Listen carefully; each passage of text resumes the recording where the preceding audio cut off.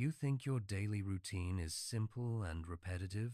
Try waking up in a city that's over 4,000 years old, a place with no clocks on the wall, no buzzing alarms, no screens glowing into the night, only the rising sun, the cry of distant donkeys, the calls of riverbirds, and the slow heartbeat of a city built from mud brick and starlight. People today imagine ancient Mesopotamia as dusty ruins, broken statues, cracked tablets locked in museum cases. That world exists now, yes, but when this place was alive, it was nothing like a museum.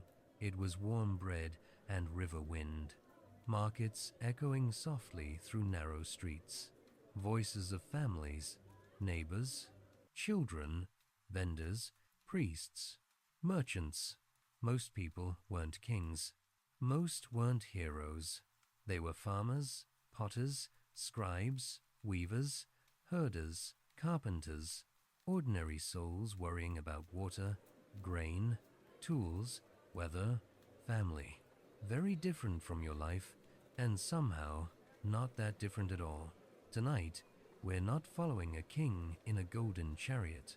We're following you. Before we step back into this quiet, ancient world, if you enjoy these slow journeys into the past, I'd appreciate a like or a subscribe. It helps more sleepy travelers find their way here. And if you feel like it later, tell me where you're listening from and what time it is for you. Leave a comment when you wake again. It still amazes me that people all over the world fall asleep to the same story at the same moment under different skies. All right, get comfortable. Pull your blanket a little closer. Let your shoulders drop, your jaw loosen, your breathing soften, because we're going somewhere old and calm and steady. Welcome. You've just woken up as an ordinary citizen in an ancient Mesopotamian city. It's early morning in Ur, or perhaps Uruk, sometime in the 2nd millennium BCE. The exact year doesn't matter. What matters is the river and the light. No alarm pulls you from sleep, only warmth, a soft glow slipping through a narrow window, just a slit in the wall filtered by a wooden shutter or a screen of woven reeds. The air is cool from the night. Outside, the city begins to stir. A donkey brays in the distance. A rooster announces itself boldly. From a nearby home, the rhythmic thump-thump of grain being ground. You're lying on a simple bed, a wooden frame or tightly bound reeds, holding a mattress stuffed with straw and wool. Not soft like modern beds, but shaped to you, familiar, comforting. Your blanket is wool, a little rough, warm, solid. The room around you is mud brick beneath a smooth clay plaster. If your family is doing well this season, the walls might even be washed with lime or painted with simple red or black lines. Wooden beams run across the ceiling. Above them, layers of reeds and clay, sealed against sun and rain. Light sneaks through a tiny crack, a thin golden thread hanging in the air.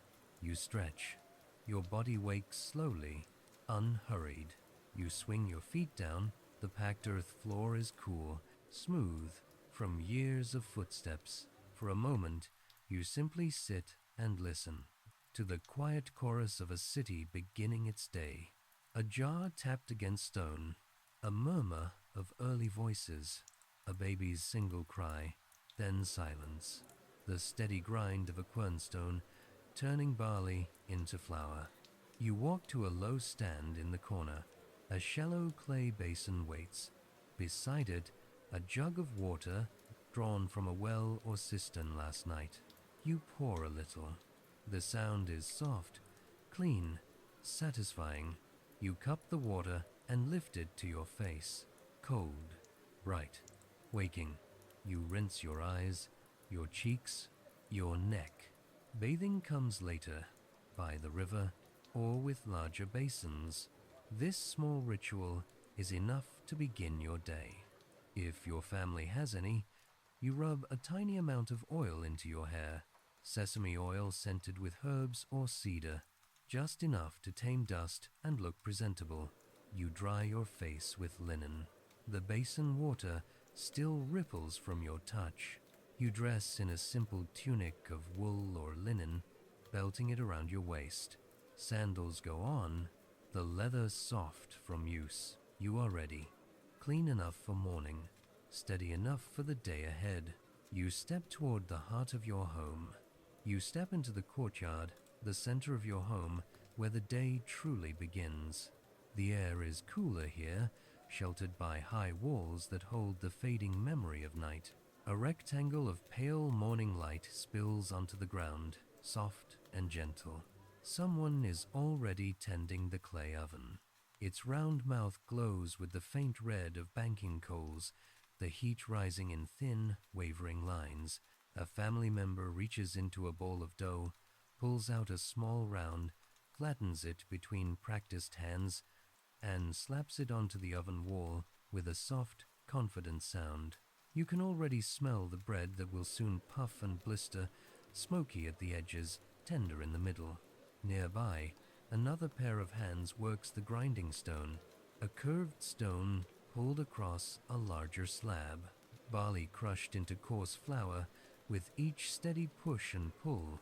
A goat, tied to a post, watches the morning unfold, chewing thoughtfully. Chickens scratch at the ground, searching for stray grains. A thin cat sits with regal patience on an overturned pot, tail curled neatly around its paws, eyes half closed but alert. A basket holds dates from yesterday. A jar contains thick, yeasty beer. A small pot rests on a mat filled with mashed chickpeas mixed with herbs and oil. This is breakfast. You sit on a woven mat. A warm piece of bread is placed in your hand. You tear it gently, steam rising from the soft center. You dip it into the chickpea paste and take a slow bite. The flavor is earthy and warm. Simple, but satisfying. You reach for a date, sticky and sweet.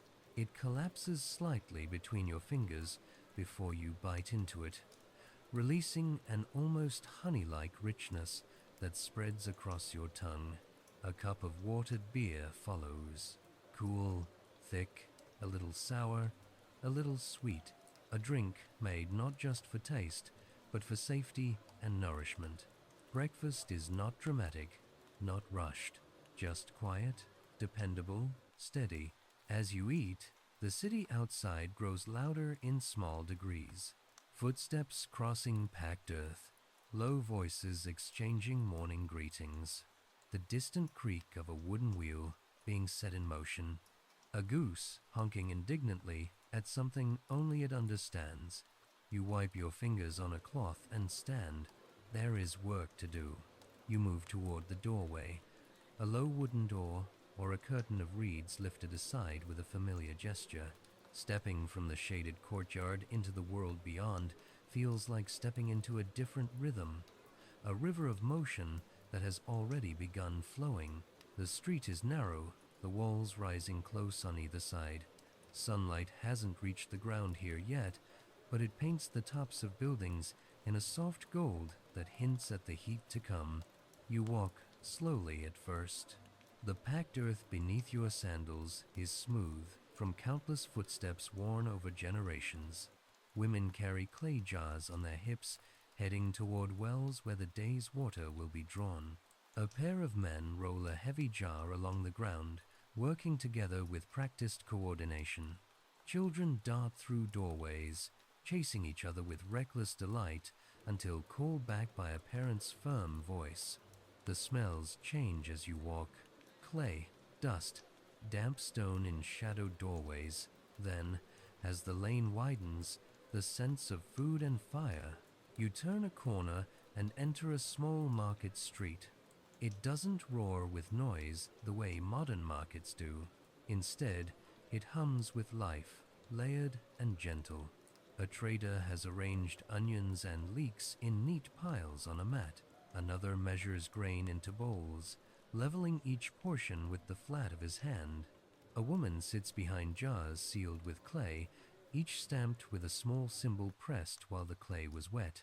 The pottery seller stacks bowls with care, each one slightly unique. Lines incised before firing, patterns inspired by leaves, river waves, or the geometry of woven mats. A musician sits beside his stall, a lyre resting in his lap. His fingers pluck a repeating melody, soft and ancient, threading through the warm morning air. You might stop to buy a handful of lentils measured on a simple balance scale, or a pinch of dried herbs, or a small piece of dried fish to flavor a stew later. Voices mingle in the air, not loud, not hurried, just steady conversation, the pulse of a city alive and functioning. You continue walking, the crowd thinning as the street bends toward a more open area. Ahead rises a shape you saw earlier, glimpsed above rooftops. Massive. Stepped. The ziggurat. Layered like a great man-made mountain, built of baked and sun-dried brick, its terraces catching the growing sunlight. It dominates the skyline, a silent guardian watching over every street and courtyard of the city. You walk toward it, joining others heading the same way, scribes carrying tablets wrapped in cloth, workers with bundles of reeds, temple attendants with baskets balanced carefully in their arms. You pass through a gate into the temple complex. The air feels different here, cooler, quieter, more ordered. Courtyards open around you, storage rooms filled with sealed jars, workshops where artisans shape clay or prepare offerings. In one shaded portico, a scribe sits cross-legged, clay tablet on a board in front of him. He presses a reed stylus into the soft surface, creating neat wedge-shaped lines that record grain, labor, water, tax. The lifeblood of the city. Nearby, temple workers carry baskets of barley, jars of oil, and bundles of reeds used for writing or weaving. Everything here hums with purpose. Incense burns in a shallow dish. The smoke rises in pale ribbons that twist upward, carrying the scent of resin and distant forests. You tilt your head back and imagine the shrine at the top of the great ziggurat where only priests may enter. You may never climb those upper steps, but you live every day in its shadow. After your business here is finished, you step back out into the sunlit world, blinking as your eyes adjust. The day is warming. You feel the pull of the river. You turn toward it, following paths worn smooth by thousands of feet over countless mornings. You walk toward the river, your sandals brushing dust from the path as the city gradually opens into wider spaces. The sun is climbing, the light brightening, warming your shoulders through your tunic. The air carries a faint hint of moisture long before you see the water itself. The river is the city's lifeline. The Tigris, or the Euphrates, depending on where you imagine yourself today. A broad ribbon of shimmering light cutting through the landscape, feeding every field, every canal, every home. As you reach the bank, the world changes again. Quieter, but not silent. Busier, but not frantic. Boats lie pulled up on the shore, some made of wood, others of tightly bound reeds coated with dark bitumen to keep the water out. Their hulls gleam with years of repairs and river journeys. A fisherman hauls in a heavy net, its ropes wet and sagging with the morning catch. Fish wriggle inside, silver scales flashing briefly in the sun before falling still. Another person kneels in the shallows, rinsing cleaned fish in the cool water, letting the scales drift away on ripples that shimmer like glass. Women wash clothes at the river's edge. They dip garments, scrub them against stones, wring them out with practiced strength, then lay them across warm rocks to dry. The wet fabric slaps rhythmically, a soothing, familiar sound. Children splash at the water's edge, fearless, their shrieks of laughter carrying across the riverbank. They toss handfuls of wet sand at each other, Chase the small waves, drop smooth stones into the water, and watch the ripples grow outward until they disappear. You find a patch of shade beneath a date palm. Its fronds whisper overhead, brushed by the faintest breeze. The air smells of water plants, sun-warmed clay, and the sweetness of river life. You sit on the ground and let your eyes follow the current. The surface is never still. Small ripples catch the sunlight and turn it into moving patterns of brightness that drift lazily downstream. A boatman passes by, guiding a narrow craft with a long pole pressed into the riverbed. He nods as he passes, quiet acknowledgement shared between two people who live by the same ancient water. Farther upstream, irrigation canals branch away from the main river. Your entire city depends on those canals. Fields of barley, groves of date palms, patches of vegetables, all fed by the same flowing source. You sit until the warmth of the day settles more heavily on your skin. Then you brush dust from your tunic and stand. There is more of the day still waiting. You walk back toward the city, choosing narrow streets where the shadows are deeper, offering a little relief from the rising heat. Cloth awnings stretch overhead in places, creating long, shaded tunnels of cooler air for walkers and animals alike. The activity has slowed slightly. Traders sit back from the sun, fanning themselves with woven palm leaf fans. Children retreat to shade or indoors. Even animals seek cool corners of courtyards and alleys. You stop at a stall and pick up a small treat to bring home dried figs, their skins crinkled, or a bit of fresh cheese wrapped in leaves, or a pinch of spice from lands far beyond your own. The trader measures carefully, making sure to be fair. In this world, fairness is not a nicety. It is survival. Nearby, a woman sits spinning wool. Her spindle hangs from her fingers, gently whirling as she pulls fibers into thread. The rhythm is ancient, steady, meditative. A storyteller sits under a patch of stretched cloth. Children gathered around him, eyes wide. He speaks of long-ago kings and heroes, storms and journeys, gods and omens, stories that every child knows but never tires of hearing. As the sun reaches its highest point, the streets grow quieter still. You tilt your head back and feel the heat press gently against your face. It's time to return home for the quiet hours of the afternoon. You follow the familiar winding path toward your house. The door opens to the same calm courtyard, the same cool shadows waiting for you. Inside, the air feels still and comforting. The grinding stone rests in its corner. The oven is quiet. A jar of water stands against the shaded wall. Afternoon in Mesopotamia is slower, softer. Your body feels the stillness and settles into it naturally. You might sit on a woven mat and sort dried beans or lentils, picking out small stones and imperfections. Or you might mend a tunic, the needle dipping in and out of cloth with gentle precision. Or smooth clay into cracks in the wall, repairing what the season has shifted.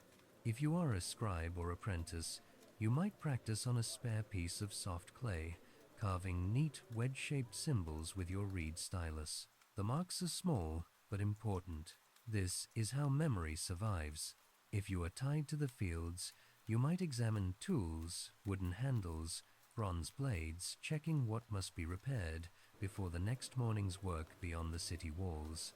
A child might nap nearby, curled in a soft patch of shade. Another might quietly roll small clay toys over the ground, lost in their own little world. The heat presses down on the city, but gently, like a heavy blanket, encouraging rest. Time moves slowly, steadily, and amid this quiet afternoon, word drifts gently through the neighborhood, an invitation, a murmur, a whisper of something special happening soon. A wedding. You feel a small spark of anticipation inside you, soft and warm. But for now, the afternoon remains peaceful. As the afternoon stretches on, The quiet hum of the city shifts just slightly, not louder, just different, a kind of gentle anticipation moving from courtyard to courtyard. A wedding is happening nearby. In a place like this, weddings are not grand parades with trumpets or towering arches. They're intimate, warm, full of small, meaningful motions. Lives woven together not by spectacle, but by hands and voices and shared food. You rise from your quiet work and step toward the door of your home. When you walk outside, the light has softened. Streets that felt pale and washed out under midday heat now glow in hues of honey and dust. You follow the soft murmur of voices toward the house where the wedding is taking place. Nothing on the outside marks it as a place of celebration, except for a few fresh reeds hung above the doorway, a small but unmistakable sign. You step inside, ducking through a narrow entrance into a courtyard filled with gentle life. There are more people here than usual, but no one is rushing, no one is shouting. It's a gathering held in the rhythm of the city itself, slow, familiar, rooted. Lamps hang along the walls, a few more than usual, their flames swaying in the faint breeze. They cast warm circles of light across the clay walls, making the space feel cozy and alive. The bride and groom sit side by side on low stools, not like royalty, not dressed in impossible finery, just simple people in slightly cleaner, slightly more carefully prepared versions of their everyday garments. Hair oiled neatly, belts tied with care, eyes lowered but occasionally flicking up with shy smiles. A scribe sits cross-legged nearby with a soft clay tablet resting on a board. He holds a reed stylus, waiting for the right moment to record the terms of the marriage. Not romance written in ink, but the practical promises that keep households stable, barley, goods, responsibilities, rights. Life here mixes the practical with the tender in ways that feel surprisingly balanced. Around the couple, their families move with a quiet excitement. Women adjust veils, smooth tunics, whisper last-minute bits of advice that make the bride smile into her hands. Men stand talking in small clusters, their conversations circling from canals to animals to family matters, all carried with a gentler tone than usual. Children weave between adults like small currents of energy, never quite still, never quite loud, curious about everything, but aware this is an important moment. Eventually, the scribe speaks softly, beginning the formal part of the ceremony. He reads the terms aloud, wedge-shaped symbols already forming in his mind as he prepares to press them into clay. You can feel the tension growing in the air, but it's a pleasant tension, like holding one's breath before something good. Food begins to appear, carried on trays and mats. Warmer, richer food than the average evening meal. Bread, fresh from an oven still glowing in the corner. Bowls of stew, thick with herbs, onions, and lentils. Dates and figs arranged in small piles. A little honey glistening in a clay dish. Jars of beer poured more freely, the air carrying its sweet, fermented scent. Someone brings out a frame drum. The gentle thump echoes in the space, steady, comforting, like a heartbeat. A few people begin a slow, circling dance, hands lightly joined, feet tracing old patterns on the clay floor, the memory of generations moving through their steps. The bride and groom relax a little. The bride laughs quietly at something whispered in her ear. The groom breathes out, shoulders lowering as he begins to smile more freely. The children begin imitating the dancers in miniature, spinning in uncertain circles that make adults laugh under their breath. You join the simple feast when invited, taking warm bread, dipping it into stew that tastes rich and comforting. You sip beer, cool and slightly sweet. The flavor of celebration without extravagance. Nothing about this night is extravagant, and yet everything about it feels meaningful. People talk quietly, hands gesturing as stories are exchanged. Faces glow in lamplight. Soft shadows move along the plastered walls. There are no fireworks, no great orchestrated displays of light, just flame, clay, music, voices, and the steady presence of a community gathered in peace. You stay long enough to witness the warmth of the evening settle into deeper joy. But this is not your celebration, and you leave when the time feels right. When you step outside, twilight has deepened. The air is cooler. The sounds of the wedding soften behind the walls, becoming a gentle blur. You walk home slowly, carrying with you the calm glow of the lamps, the echo of drumbeats, and the sense that happiness in this world is made from many small things done with care. The evening is far from over. Another kind of gathering waits in the city tonight. A different kind of energy. Not as intimate as a wedding, but filled with its own ancient excitement. But first, you return briefly to your home courtyard. You sit, you breathe, you let the day settle softly into your bones.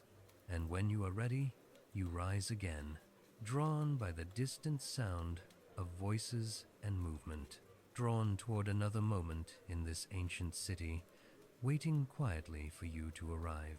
You step out once more into the evening air, the quiet warmth of the wedding still drifting somewhere behind you. But ahead, deeper in the city, another kind of gathering forms, one shaped not by vows or family ties, but by curiosity, skill, and friendly competition. You follow the faint sound of conversation toward an open space between buildings. Not a grand arena, not a stadium, just a patch of packed earth where the community often drifts at this hour. The ziggurat rises somewhere behind the rooftops, its tears catching the last lingering gold of the day. But here on the ground, the light is softer, cooler, easier on the eyes. A loose circle of people stands around the clearing, some leaning against walls, some perched on low stools, some simply standing with arms crossed or hands on hips, waiting with quiet interest. In the center, two young men face each other, barefoot, tunics tied tightly, bodies steady, knees bent slightly, muscles coiled with the patient readiness of those who know someone is watching. They are wrestlers, not soldiers, not professional athletes, just neighbors who grew up testing strength in the dust of the city. A brief reminder of the rules is spoken by someone older. No harm, no foolishness, skill over brute force. The crowd falls into a hush without being told. It is a respectful kind of quiet, almost thoughtful. The wrestlers begin to circle each other, feet brushing lightly against the ground. Dust rises in soft puffs around their ankles. You can hear their breathing. Controlled, focused. Someone behind you shifts their weight, sandals scraping stone. A child whispers too loudly and is gently hushed. Then they move. A sudden lunge.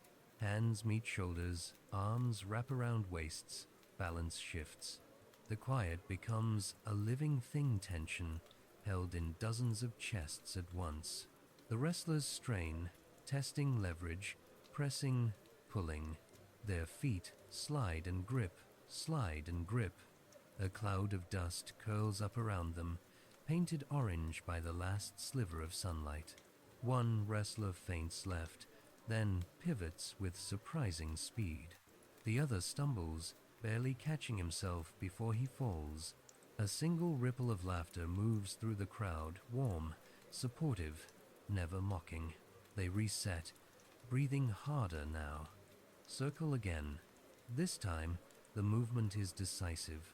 A shift of weight, a twist of hips, a well-timed pull, and one wrestler crashes onto his back, the dust rising around him like a small cloud. For a moment, the clearing is silent. Then the crowd exhales a soft, collective sound of release and appreciation. The fallen wrestler laughs, slapping the ground once before. Sitting up, He reaches out and clasps his opponent's hand. It is friendly, familiar, a shared rhythm between people who have done this many times before. Around the edges of the clearing, children immediately begin imitating the wrestlers. Their attempts are clumsy, arms flailing, feet slipping, but their giggles fill the air and make several adults shake their heads affectionately. Not far from the wrestling, another small group sits under a strip of cloth hung for shade. They lean around a board scratched into the earth or carved into wood. Small pieces, stones, shells, bits of clay are arranged in patterns along the board's squares and paths. The royal game of or something very like it. A game of fate and strategy. Ancient even in this ancient world. A player tosses marked sticks or knucklebones to determine how far a piece may move. The sticks scatter, clattering softly. A murmur rises as the player moves a piece forward with deliberate care. Another piece is captured and sent back to the start. The small group groans and laughs in equal measure. A moment later, someone else makes a clever move and quiet triumph ripples through the air. Nothing here is loud, nothing frantic, just a slow wave of human reactions, curiosity, pride, amusement woven into the soft ambience of evening. Above, the sky deepens toward a muted indigo. The first stars appear near the horizon. The heat of the day drains away, leaving behind a touch of coolness that drifts between buildings like a welcome guest. You stand at the edge for a while, letting the scene wash over you. Strength tested in the dust, chance tested on carved squares, laughter drifting like sparks in the settling dusk. Eventually, you step back from the circle. The games continue behind you, softer now, the crowd shifting as new matches begin and old ones end. Your feet take you toward another part of the city, a place where lamps will soon glow in long lines, where voices will rise not in competition, but in reverence.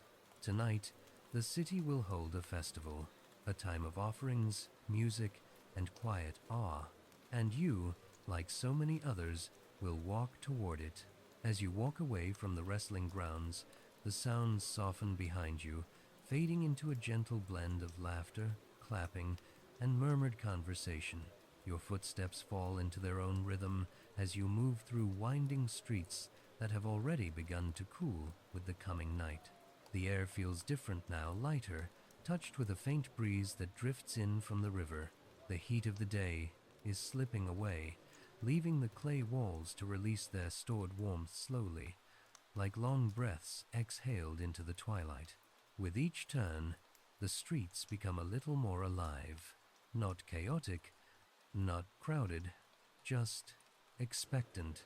You begin to notice more people moving in the same direction, small families walking together, the younger ones tugging gently at the hands of elders, neighbors greeting one another with quiet nods, falling into step as if all minds share the same unspoken destination. A festival night, the kind that marks the slow cycle of seasons, gods, and stories, the kind that gives shape to time itself. As you draw closer to the temple district, the city subtly changes. The streets widen just a little, the houses stand taller, the walls rise smoother and more carefully maintained. The smells change too. Gone is the heavy scent of daytime cooking and dust. In its place comes something thinner, sharper, drifting faintly through the air resin, oil, and the first trails of incense. At first you think the flickering light ahead is firelight bouncing off clay walls. Then you realize it is more than that. Dozens of small lamps have been set out along the base of the buildings. Some rest in shallow niches, others sit on the ground, protected from the breeze by curved clay shields. The lamps glow with gentle flames, the color of warm honey. They cast small halos of golden light across the ground, each one overlapping the next, so that the path ahead looks like a continuous chain of shimmering circles. You slow your steps without thinking. The light invites it. The atmosphere encourages it.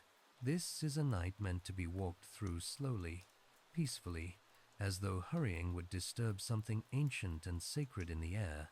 People gather in clusters along the edges of the temple courtyard. Some sit on mats brought from their homes. Others stand quietly, arms folded softly across their chests or hands, resting lightly on the shoulders of children. Everyone seems to move in a hush, as if speaking too loudly would break a fragile thread woven through the moment. The ziggurat rises into the growing darkness like a great layered silhouette, its step terraces becoming more dramatic under the flickering lamplight. Lamps are placed along some of its lowest steps, small flames rising in rows like stars guiding the way upward. Higher terraces remain dark, but their shadows seem full and alive, as though quietly watching the people below. You find a place near the courtyard's edge, not too close to the center, but not far away either. Here, you can see everything without stepping into the attention of others. The ground beneath your sandals feels warm still, heat stored through the long day, now rising gently into the night air. In the center of the courtyard, temple attendants move in careful patterns. Their robes sway softly with each motion. Their hands are steady, holding jars of oil, small bowls of incense, baskets of barley, and flasks of water drawn from sacred points along the river. They move like dancers who have memorized a ritual long before they were born. Steps traced in the footsteps of older attendants who learned from even older teachers, passing movements down through generations. Incense burns in shallow clay dishes, placed strategically around the courtyard. The smoke rises in delicate spirals, thin, white, almost blue, in places curling upward before dissolving into the air. You catch the scent as it drifts past you. It is earthy and sweet, but with something sharp behind it, something that hints at deserts and distant mountains where resins seep from trees under relentless sun. A low chanting begins somewhere near the center. At first, it is only one voice deep, measured, steady as a drumbeat. Then another joins, then another. Soon the air is filled with overlapping tones, rising and falling in gentle waves that vibrate softly in your chest. The words are in a language as old as the city itself. You understand some of them, names of gods, blessings for the city, hopes for water, grain, health, protection. Others drift by without meaning, but with a feeling attached, a sense of reverence that needs no translation. A small statue is brought forth, carried carefully by two attendants. It represents the god being honored tonight, perhaps the moon god Nana, whose light guides travelers and farmers alike. The statue is not enormous or extravagant. It is modest, but deeply significant, carved from stone, polished smooth by countless hands before yours. The attendants carry it slowly around the courtyard. People bow their heads slightly as it passes. Some whisper prayers. Some close their eyes. Some simply watch with quiet awe. The statue is then returned to its place near the ziggurat's base. Incense is added to its bowl. Oil is poured into a lamp. Barley is laid gently in a dish as an offering. Each action slow, precise, filled with symbolic weight. The chanting deepens now, swelling more fully, filling the courtyard like warm water filling a basin. The sound is neither loud nor overpowering. Instead, it washes through you in slow waves, each phrase blending with the next, until time feels a little hazy and unanchored. Children sit with unusual stillness, watching the movements of adults with wide eyes.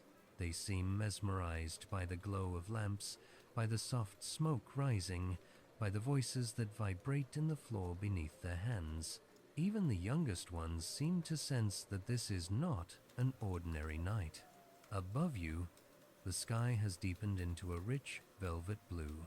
more stars appear, tiny points of white and pale gold scattered like grains of barley across a great dark field. The moon hangs above the rooftops, pale and steady, casting a faint silver glow across the ziggurats terraces. For a long while, you simply stand in the calm of it all. The scent of incense, the golden flicker of flames, the murmur of chanting, the warmth of clay beneath your feet, the soft buzz of night insects beginning their chorus. Eventually, the ritual reaches its quieter end. The chanting fades gradually. Lamps are adjusted but not extinguished. The attendants step back, leaving the courtyard to the people once again. But no one rushes away. No one breaks the quiet spell. Instead, families linger in small circles, speaking softly with neighbors they might not see again for days. Some share news. Some discuss crops or animals. Some simply sit in companionable silence, content in the shared presence of community. A child nestles against a parent's shoulder, fighting sleep. A group of older men debate the meaning of a recent omen, pointing at the stars with slow, thoughtful gestures. Two women exchange small pieces of bread they brought from home, tasting each other's recipe with shy smiles. You remain where you are, unhurried. Nothing presses you to leave. The night has opened itself for you, offering space to breathe, to feel, to simply exist without tasks or demands. Finally, when the air grows cooler and the lamps burn lower, you take a quiet breath and begin to walk away. Not because you must, but because the night feels ready to release you. The streets are darker now, shadows pooling along the walls like ink. But the darkness here is gentle, not frightening. It is the darkness of a world that sleeps, not hides. Your footsteps echo softly on the packed earth, a steady, calming rhythm that carries you back toward your home. The city breathes around you, dogs calling to one another in the distance, a baby crying once, then settling, a shutter closing somewhere behind thin reed curtains. By the time you reach your doorway, the sounds of the festival have faded into a soft glow behind you. Only the faintest scent of incense lingers on your clothes. You step inside your quiet courtyard, the familiar shadows waiting like old friends. The world outside settles into the background. Inside, the night welcomes you home. When you enter your home again, the courtyard feels like a soft breath after the gathering at the temple. The night has settled more fully now. Shadows lie deeper. The air has cooled enough to bring a small shiver to your skin, the pleasant kind, the kind that tells you the world is winding down for the night. You close the door behind you, not with a hard thud, but with a gentle push, letting the wooden panel meet its frame softly. Inside, the hush is immediate. The faint scent of the temple's incense still clings to your clothes, mingling with the gentler smells of your own home. Clay walls warmed by the afternoon sun, the last traces of dinner lingering in the air, the comforting earthiness of the packed floor beneath your feet. You breathe in slowly, and let it out even slower. A small oil lamp burns in the corner of the courtyard. Its flame wavers whenever a breeze drifts in through the rooftop opening, casting moving shadows along the plastered walls. The shifting shapes feel almost alive, as if the house itself is exhaling with you, sharing the same rhythm. You sit on a low stool or woven mat for a moment, just long enough to let your body remember that it can rest now. The quiet presses gently around you, the kind of quiet that doesn't demand anything. It simply holds you, supports you, gives you room to settle. After a while, you stand and move toward the small washing area you used earlier in the morning. Your hands find the jug of water almost without looking. The clay surface feels cool and slightly rough beneath your fingers. You tilt it carefully, pouring a small amount into the shallow basin. The water splashes with a sound that seems louder in the stillness of night, clean, delicate, almost musical. You cup some of the water in your hands and splash it gently on your face. The coolness wakes your skin, but not your mind. It's a soft refreshment, a nighttime clearing, a signal to your body that sleep is approaching. You rub your hands across your neck, behind your ears, over the back of your head, removing the last thin layer of dust, sweat, and consequence from the day. You dry your face with a strip of linen. The fabric is soft with use, worn smooth by many evenings just like this. As you work, the house remains quiet. People you share it with move in their own rooms, light footsteps, a soft murmur, a rustle of a blanket being shaken out. Everything is dim. Everything is slow. Everything is preparing for rest. When you finish washing, you take another moment simply to stand in the courtyard, letting the cool air touch your damp skin. You tilt your head back and look up through the open roof toward the night sky. The opening is like a framed painting, just a slice of the heavens, but enough to see stars scattered across it like tiny burning seeds. Some faint and lost in the darkness, some brighter, almost pulsing. The moon drifts quietly among them, serene and steady. You realize how different the sky looks compared to the lights of your world today. Here, it is enormous. Here, it feels close, like a vast ceiling hung low over your home. You can almost sense the slow spinning of the cosmos overhead, a gentle turning that has been happening forever. After a while, your eyes grow heavy, and your body reminds you that the day has been long. You step gently across the courtyard, past the quiet lamp, and enter your small sleeping room. Inside, the room is lit by a single flickering flame, just enough light to paint warm shapes along the walls. The plaster glows softly, showing the uneven, hand-shaped texture beneath its surface. Your simple bed waits in the corner. A wooden or reed frame, a straw-filled mattress, a heavy wool blanket folded neatly over it. Nothing elaborate, nothing luxurious by modern standards, but perfectly suited to this world. You reach down and untie your sandals. The straps loosen with a tug that feels familiar, like the final gesture of a day that has already given you everything it needed to. You set the sandals near the wall, knowing exactly where you'll find them when dawn comes again. Your tunic hangs loosely now, the fibers warm from your body. You loosen your belt, letting the fabric fall comfortably around you. Every small movement feels slower, gentler, more deliberate. The night encourages this calm. It invites it. You sit on the edge of your bed.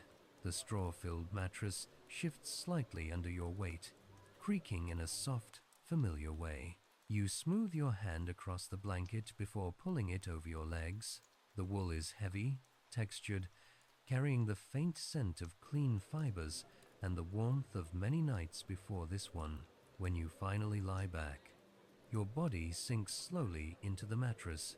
The frame accepts you with a gentle sigh of wood, and the straw rustles as it molds to the shape of your back and shoulders. Everything feels grounded, solid, safe. You look toward the lamp burning on a small clay stand. Its flame wavers, bends, straightens again. It throws long shadows up the wall, shadows that sway with every breath of the night air. You reach toward it, slowly. Your fingers pinch the wick, or you blow gently until the flame sputters, flickers, and finally disappears. A thin ribbon of smoke rises from the wick. It curls once, twice, then dissolves into the room's darkness. Now the darkness is whole, not frightening, not empty, just deep, warm, and complete. Sounds emerge softly from the quiet. Someone shifting on their own sleeping mat, a jar lid settling, the faint creak of wood cooling after a long hot day. Your breathing deepens again. Not by effort, your body does it on its own. A long inhale, a long, soft exhale that seems to spill into the mattress, into the blanket, into the quiet space surrounding you. You hear the faintest hum of insects outside, a nighttime chorus rising and falling in waves too gentle to disturb.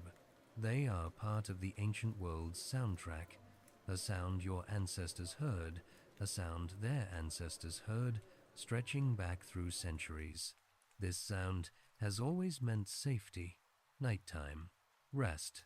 Somewhere, a clay lamp still burns in another room, its flame flickering lazily, throwing tiny waves of light that pulse gently against the walls. You cannot see it from here, but you sense the glow in the house. It feels like a heartbeat, soft, steady, alive. As you lie there, the day begins to loosen its grip completely. Moments of morning fade. The feel of cool water in your hands, the sound of a donkey braying, the smell of fresh bread rising in the courtyard oven. Even the midday heat feels far away now. The bustling market, the slow grinding of grain, the movement of boats along the river, all drifting away like shadows sliding off a wall at sunset. You remember the wedding for a brief second, the gentle thump of the framed drum, the glow of lamps on smiling faces, the soft laughter of children spinning in clumsy circles. But even those memories fade, sinking into the quiet like petals settling in water. Then your mind touches the festival, the chanting, the incense, the flickering lamps lining the ziggurat steps.